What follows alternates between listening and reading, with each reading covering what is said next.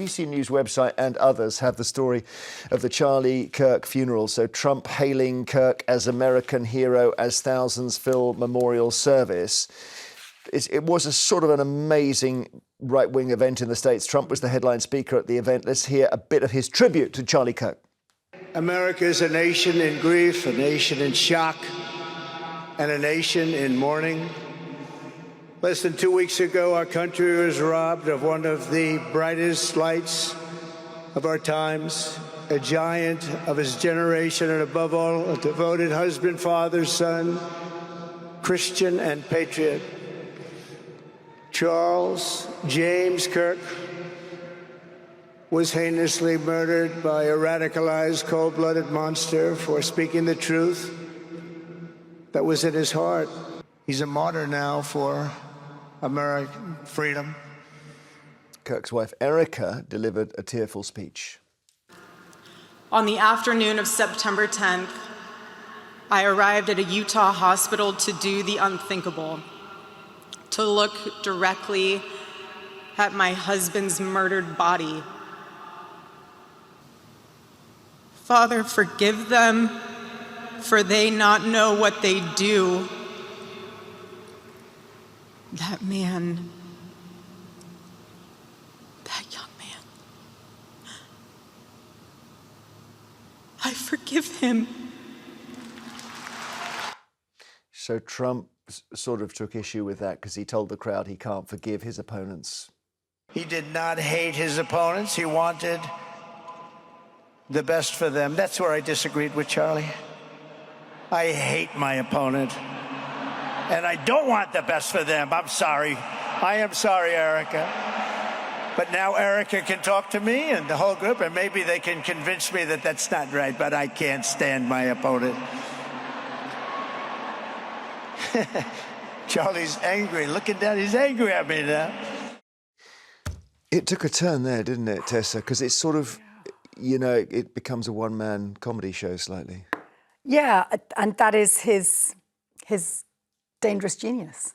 Because look how we're transfixed. He's saying the unexpected. He's going where we wouldn't expect the President of the United States of America to go. Well, he also it's like crack cocaine for viewers. Everyone's like hooked in, yeah. Jeremy. It's really dangerous because this is driving division from the top down. And yet all of us on some kind of human level are getting it. Ronnie, you disagree? Yeah. Very, very moving eulogy here from Mrs. Kirk. And I think the important thing from the article here on the BBC is that it was a Christian eulogy, and J.D. Vance was there, and this idea, this doctrine of forgiveness was said by her. I forgive him because it is what Christ did. And then, of course, you got Donald Trump, who then says, well, I hate my enemies and don't want to forgive them. You know, so if you're a Christian, which is what Charlie Kirk is, and he was surrounded, or his eulogy was surrounded by many Christians, including the Bishop Barron, who is famous for his Word on Fire podcast.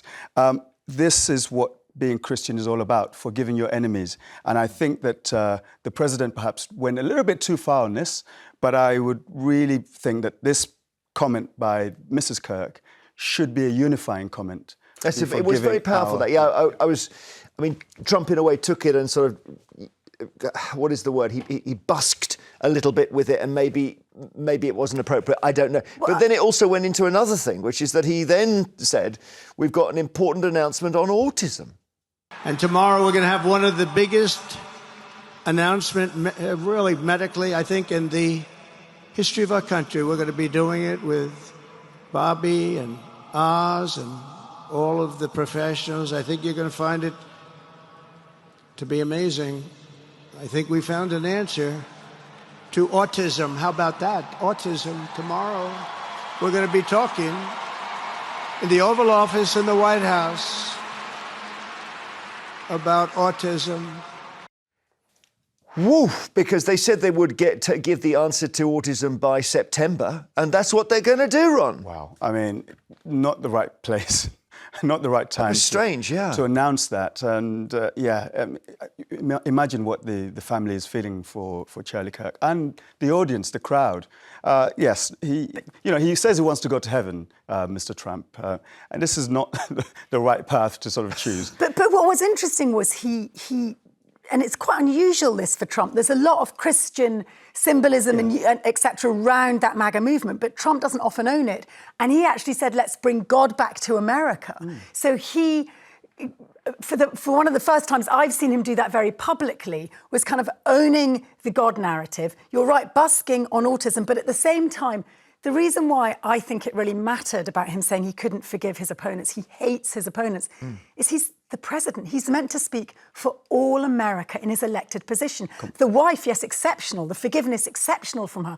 But she's not the leader of the most powerful country in the free West. There's a whole load of other stuff. I should say there was a handshake with Elon Musk, which is kind of politically significant because they both come here. Musk sits next to Trump, says, hello, are we okay? Are we cool? And then they were opponents, they were enemies, having been friends. There's a little chat there. So they might be becoming tentative friends again.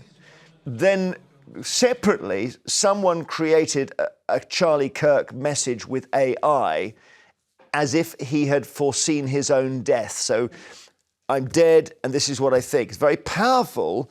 It took in a lot of American churches at the weekend and they played it from the pulpit. So have a look. Hello everyone, I'm Charlie Kirk. If you're seeing this, I recorded it knowing this day might come. I knew the risks of standing up for what I believe in, and I knew the opposition would stop at nothing. Still, I am not afraid. I will not bow down to fear. I believe with all my heart that what I've done is for the good of this country, for the future of America. I've always said free speech, strong families, limited government, these aren't just slogans. They're what make America great. I saw a couple of bits of video from churches where the pastor said this is an incredible message from Charlie Kirk. And it's rather a bad practical joke to play in the circumstances, Ron, isn't it?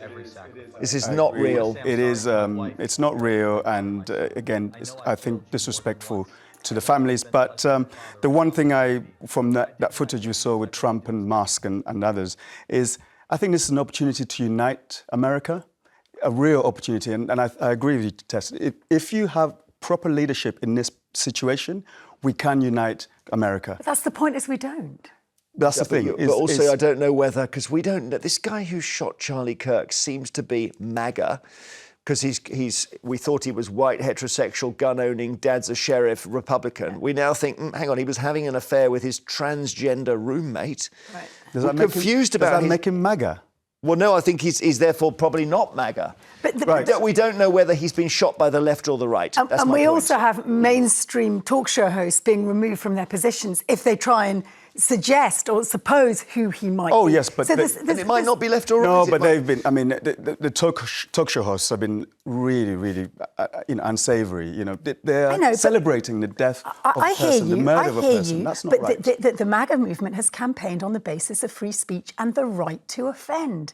So it can't be one rule for one set of Americans and another rule for another. But there is a time and a place for such a thing. We'll have more after the break. We'll discuss.